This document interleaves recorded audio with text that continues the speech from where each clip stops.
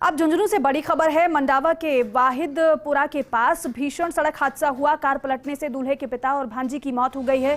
झुंझुनू से नांगली सीकर जा रही थी बेटे की बारात। दो बहनों समेत परिवार की 4 महिलाएं घायल भी हुई हैं और एक घायल का बीडी के अस्पताल में इलाज चल रहा है। मृतक था वार्ड 5 रामनगर कैप्टन शुभकरण दनेवा।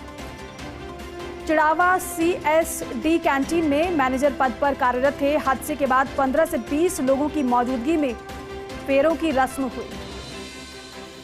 तो खुशी का माहौल था लेकिन मातम में बदल गया। दूल्हे के पिता और भांजी की मौत हो गई। हादसे के बाद 15 से 20 लोगों की मौजूदगी में फेरों की रस्म अदा की गई। झुंझुनू से यह बड़ी खबर है। हादसे की वजह से खुशियां मातम में तब्दील हो गई। कार पलटने से दूल्हे के पिता और भांजी की मौत हुई। झुंझुनू से नांगली सीकर बेटी की बारात जा रही थी और कार पलट गई, जिस वजह से दूल्हे के पिता की और भांजी की मौत हो गई। कई लोग इस पूरे हादसे में घायल भी हुए हैं। अस्पताल में भर्ती कराया गया है, उनको इलाज चल रहा है। लेकिन चंद लोगों के बीच ही फेरों की रस्म को भी पूरा किया गया।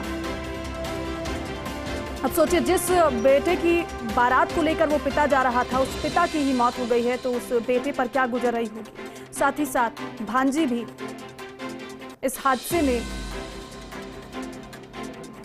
अपनी जान गंवा बैठी। प्रदीप गढ़वाल झुंझुनू से मेरे सहयोगी हमारे साथ जुड़ गए हैं। प्रदीप, इस हादसे की वजह कार पलटना रहा? जी बिल्कुल, ये कार पलटना ही रहा। कल बड़े जोर शोर खुशी के साथ ये परिवार अपने बेटे को ब्याने के लिए सीकर जा रहा था और जो मंडावा है लुमास वाहिदपुरा, वहां पर ये सड़क हादसा हुआ है। और इस हादसे में दूल्हे के पिता और एक भांजी और 4-5 जनी महिलाएं घायल हुई हैं। लेकिन दुखद यही है, दूल्हे के पिता और एक भांजी की मौत हो गई है।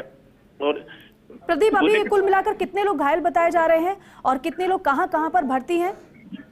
जी बिल्कुल, जो घायल 3 महिलाएं हैं उनको तो यहाँ बीडी के अस्पताल में लाया गया था और उनको छुट्टी दे दी। लेकिन इसमें एक महिला है, उसका इलाज यहाँ बीडी के अस्पताल में चल रहा है, जबकि दूल्हे के पिता और भांजी की मौत हो चुकी है। इनका पोस्टमार्टम कर जल्द ही परिजनों को सौंप दिया जाएगा। लेकिन मैं आपको बता दूं, जब इस घटना की बात अभी तक परिजनों को, जो उनके गाँव वाले हैं, उन्हीं को किसी को नहीं बताएगी। और रात को अब 10-15 लोगों की मौजूदगी में ही ये शादी समारोह संपन्न हो गया। अब धीरे धीरे लोगों को पता लग रहा है, तो गम का माहौल उनके घर पर।